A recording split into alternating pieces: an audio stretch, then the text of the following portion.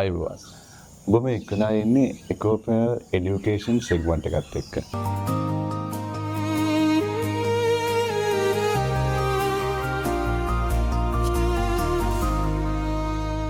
අද අපි පොඩි වෙනස් කන්සෙප්ට් එකකට නැත්නම් වෙනස් සංකල්පයක් එක්ක තමයි ඔයගලන්ට ඇත්තටම මේ এডুকেෂන් සෙග්මන්ට් එක ගේන්න හිතුවේ. ඔයගොල්ලෝ දන්නවා මේ දවස්වල ගොඩක් ජනප්‍රිය කන්සෙප්ට් එකක් එහෙම නැත්නම් සංකල්පයක් තමයි ඉකෝ ටුවරිසම්.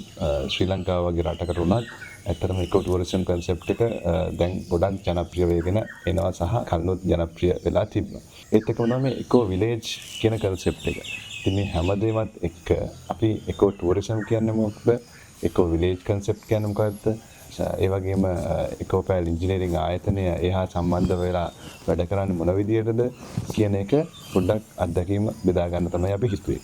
එතනදී අපිට ඒකට හරියනම නැත්නම් ඒ සංකල්පය ගොඩක්ම ළඟින් යන බොහොම ලස්සන තැනක් හම්බුණා. අපි මේ ඇත්තටම අද ඇවිල්ලා ඉන්නේ විල්පත්තුව ජාතික වන උද්‍යානයේ කිට්ටු බොහොම ලස්සන රිසෝට් එකක. ඒක අලුතෙන්ම හදපු රිසෝට් එක.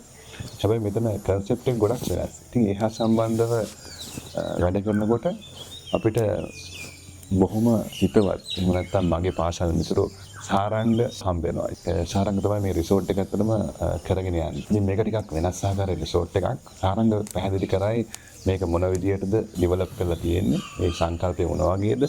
ඒහා සම්බන්ධව තියෙන දේවල්. අයිබෝන් සාරංග. සාරංග අපි මේ ඇවිල්ලා ඉන්නේ කොහෙටද? එහෙම නැත්නම් මෙතන ඇවිල්ලා ඉන්න තැන ගැන චුට්ටක් විස්තර කරලා දෙන්න මොන වගේද? ඒක චුට්ටක් ඔයාලට පැහැදිලි කරන්න පුළුවන්ද? අයිබෝන් රවින්දු. ඇත්තටම මේ ස්ථානයේ පිහිටලා තියෙන්නේ විල්පත්තු ජාතික වනෝද්‍යානයේ හුණුවිලගම කියන ටියුෂන් මාර්ගයට කිලෝමීටර් 1කමාරක් විතර ආසන්නයේ. මේ සංකල්පය ඔයාලට කොහොමද ඇත්තටම ආවේ? මේ සංකල්පය අපි කියන්නේ රූට් එක මොන විදියටද? ඒක ගැන චුට්ටක් විස්තර කරලා දෙන්න. ඇත්තටම මේ ස්ථානය ගැන කියනවා නම් මගේ අවුරුදු ගානක ලොකු හීනයක්. ඒක ඇත්තටම තවත් මොටිවේට් වුණා මම ලංකාවෙන් පිටරටකට ගියාට පස්සේ ටුවරිසම් කියන ෆීල්ඩ් එකට ඉන්වෝල්ව් වෙන්න. ඒකෙන් ඇත්තටම මට ගොඩාක්ම වුණා උනේ පොඩි වෙනස් දෙයක් කරන්න. ඒ කියන්නේ වෙනස් දෙයක් කියන්නේ සාමාන්‍ය අපේ කල්චර් එකත් මම කොහොමද ફોකස් කරන්නේ? එතකොට ඒක ඉන්ට්‍රොඩියුස් කරන්නේ කොහොමද? එතකොට මම හිතනකොට මට කල්පනා වුණා දැන් අපේ ඇත්තටම ඒකේ තියෙන පොඩි ෆෝල්ට් මොනවාද? ඒ කියන්නේ සාමාන්‍ය අපි කියමුකෝ අපි මැටි ගෙදරක වගේ ඉන්නකොට එතනින් එහාට ඒකේ එන්න පුළුවන් තව අඩුපාඩු මොනවාද කියන එක. ඒවත් එක්ක මම බලනකොට මට වුණා මේක ලක්ෂරි එකයි අපේ කල්චර් එකයි දෙකම මික්ස් කරලා මොකක් හරි දෙයක් එළියට දාන්න ඕනේ කියන එක. ඒත් එක්කම මම ඇත්තටම මගේ මෙතන හිස්ටරි එක ගත්තොත් මම තැනක් තෝරගන්නකොට මට ටිකක් ඔළුවේ තිබුණේ ටිකක් ලොකු අපසිටි එක ඉඩමක් මට අවශ්‍ය වෙනවා කියන එක. මොකද හේතුව මට මෙතන ඇග්‍රෝ ටුවරිසම් එක්ක සස්ටේනබල් ටුවරිසම් එකක් එළියට දාන්න තමයි ලොකු මොනවත් තිබුණේ තියෙන්නේ. අනාගතයට කරන්නත් ඕනේ. එතකොට ඇත්තටම මේ ස්ථානය ගත්තොත් විල්පත්තු ජාතික වනෝද්‍යානයේ ඉඳලා කිලෝමීටර් 1කමාරක් විතර ආසන්නයේ වනමාර්ගම කියන මාර්ගයේ උතුරු පාරේ අංවැටියාව කියන මාර්ගයේ මීටර් 200ක් විතර යනකොට තමයි තියෙන්නේ. බොහොම ස්තුතියි. එතකොට සාරංග මෙතන අනික් රිසෝට් එකේ ගත්තට පස්සේ ටිකක් වෙනස් අත්දැකීමක් තියෙනවා. අපිට උනන් මෙතනට ඇවිල්ලා කරන්න දේවල් ගොඩක් තියෙනවා. ඔයාම පැහැදිලි කරලා දෙන්න එහෙම හොඳයි මේක වෙනත් රිසෝට් එකකින් කොහොමද වෙනස් වෙන්නේ කියලා. මොකද මේ අත්දැකීම ඇත්තටම වෙනස්. මෙතන අපිට මම හිතන්නේ අපිත් ගේම් පරිසරයක හැදුනත් ඊට වඩා වෙනස් අත්දැකීමක් තමයි මෙතන මම හිතන්නේ තියෙන්නේ. ඒක නත් පොඩ්ඩක් පැහැදිලි කරලා දෙන්න. ඇත්තටම මේක අනිත් තැන් වලින් හයිලයිට් කරගෙන වෙනස් කරගෙන වෙනසක් පේන්න හේතුව තමයි මට ඇත්තටම අවශ්‍ය වුණේ ඒ කියන්නේ ඇග්‍රෝ ටුවරිසම් ඒ වගේ ටිකක් වෙනම කල්චර් එකක් කියන්නේ වෙනම ફોකස් එකක් මෙතනට ගන්න. ඒත් එක්කම මට ලොකුවට අවශ්‍ය වුණා අපේ කලින් කල්චර් එකයි ලක්ෂරි ලයිෆ් ස්ටයිල් එකයි මික්ස් කරලා මොකක් හරි දෙයක් කරන්න. ඒත් එක්කම මට වමනාව තිබුණා දැනට අවුරුදු 25ක 30කට කලින් අපි ජීවත් වෙච්ච විදිහයි දැන් සාමාන්‍ය අපි කියමුකෝ මෙතන ටුවරිස්ට් කෙනෙක් කෙනකොට ඒ කට්ටියට කොහොමද මම ෆැසිලිටිස් දෙන්න කියන එකයි ඒ දෙකම මික්ස් කරලා ප්‍රොඩක්ට් එකක් එළියට ගන්න. එතකොට ඇත්තටම මගේ කාමරය ගත්තොත් ඒ වගේත් මට පුළුවන් ආකාරයෙන් සම්පූර්ණ ලක්ෂරි ඒ කියන්නේ බෙඩ් එක එයාර් කන්ඩිෂන් එතකොට බාත් ටබ් එක ඒ සම්පූර්ණ දේවල් සම්පූර්ණ කරලා තියෙනවා. ඊට අමතරව මට මෙතන අර ගෙස් කෙනෙක් හොටෙල් එකකට ගිහිල්ලා හොටෙල් ෆීලින් එකකට වැඩිය සාමාන්‍ය අර හෝම් ස්ටයිල් එකත් එක්ක මික්ස් වෙච්ච ලක්ෂරි ලයිෆ් ස්ටයිල් එකකුත් එක්ක ඒ පහසුකම්නුත් එක්ක ඒක අපේ කොහොමද කලින් අපේ සංස්කෘතික දේවලුත් මේකට මික්ස් කරගන්නේ කොහොමද කියන එකත් එක්ක මම කල්පනා කරලා ඒකට එළියේ මිනි පියුල් එකකුයි රෙස්ටොරන්ට් එකයි එතකොට අපේ ජීවත් වෙච්ච ට්‍රාන්ස්පෝර්ටේෂන් අපි කොහොමද කරගත්තේ කියන එකත් එක්ක කරත්තේ යන එකයි බෝට් ටුවර් එකයි එතකොට ඒ වගේ ඇග්‍රෝ ටූරිසම් පැත්තෙනුත් මගේ ඉඩමේ මම බලාපොරොත්තු වෙනවා දැනට අපි හැබැයි කරගෙන යනවා එළවලු ටික සම්පූර්ණ අපි කන කෑම ටික ඔක්කොම වත්තේ ඉඩමෙන් වවාගෙන එතකොට අපිට මම දන්නවා එතකොට මොන වගේ කෑමක්ද මම එන්න ගෙස්ට්ලට කන්න දෙන්න තියෙන කියන එකයි අන්න ඒ දේවල් එක්ක සම්පූර්ණ මික්ස් එකත් එක්ක ලොකු වෙනස් එක්ස්පීරියන්ස් එකක් ගන්න පුළුවන් හින්දා මෙතන පොඩ්ඩක් අනිත් තැන් වලට වඩා වෙනසක් විදිහට දකින්න පුළුවන්. ඊට අමතරව සම්පූර්ණ මෙතන ස්ථානයේ අපිට කට්ටියට රිලැක්ස් වෙන්න පොඩි ඇක්ටිවිටීස් ඕගනයිස් කරලා තියෙනවා. කැරම් ගහන්න පුළුවන්. තව බර්ඩින් ටුවර්ස් යන්න පුළුවන් ඉඩමේම ඇතුලේ. අපි කොහොමද ලංකාවේ එළවලු වර්ග ටික කොහොමද වවාගන්නේ, ඒවා කොහොමද මැනේජ් කරන්නේ, එතකොට කුරුල්ලෝ, එතකොට ඒ වගේ බලා ගන්න පුළුවන්. ඒ සාමාන්‍ය කුරුල්ලෝ වර්ග ෂුවර් කරලා වර්ග 100ක් විතර වගේ මේ ස්ථානෙන් බලා ගන්න පුළුවන්.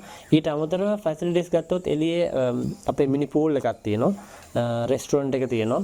ලොකුවට අතපය දිගහැරලා මිනිස්සුෙකුට රිලැක්ස් වෙන්න පුළුවන් ෆැසිලිටිස් ටිකක් මම මෙතන හදලා තියෙනවා.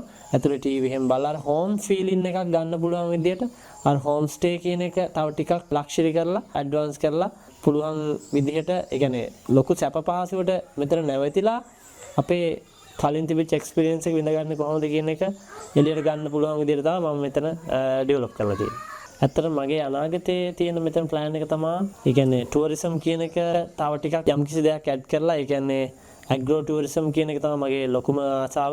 මගේ ලොකු බලාපොරොත්තුවක් තියෙනවා මෙතන ගව පාලනය, කුකුල් පාලනය, ඒ වගේ දේවලුත් මෙතනට මික්ස් කරලා ඒකෙන් අපි කොහොමද චේන් එකක් විදිහට අපේ එදිනදා ජීවිතයට අවශ්‍ය ආහාර පාන ඒවා ටික සලසගන්නේ කියන එකයි. ඒකෙන් ඇත්තටම රවින්දුගේ උදව්වත් මත බයෝගෑස් කියන පැත්තටත් නැඹුරු වෙලා ඒ කියන්නේ අපි කොහොමද එනර්ජි කියන එක මෙතනම ජෙනරේට් කරගන්නේ කියන එකත් එක්ක ඒක අපේ ටුවරිසම් වලට මික්ස් කරලා අපේ කොහොමද කරගන්නේ කියන එකත් වගේ ලොකු හේනියක් තියෙනවා. ඊට අමතරව දැනට මම මේ ස්ථානයේ සංචාරක පහසුකම් එක්ක බලනකොට කාමර 3ක් තියෙනවා. කාමර 3 ඇටච් බාත්රූම් එක බාත් ටබ් එහෙම ඩිසයින් කරලා කට්ටියට ටීවී බලන්න ඒ වගේ ෆැසිලිටිස් තියෙනවා. ඇත්තටම මම මේක ඩිසයින් කරලා තියෙන විදිහට හවසට සාමාන්‍ය අපේ මොනවද ඇක්ටිවිටීස් කරන්න පුළුවන් කියන එක. ඒ කියන්නේ හවසට මෙතන මම ඉන්ඩෝර් ගාඩන්ස් දෙකක් තියෙනවා. ඒකේ අපිට හවසට තරු බලන්න පුළුවන්. එතකොට අපිට බාබිකියු එකක් දාන්න පුළුවන්. එතකොට බෝන් ෆයර් එකක් කරන්න පුළුවන් එළියේ.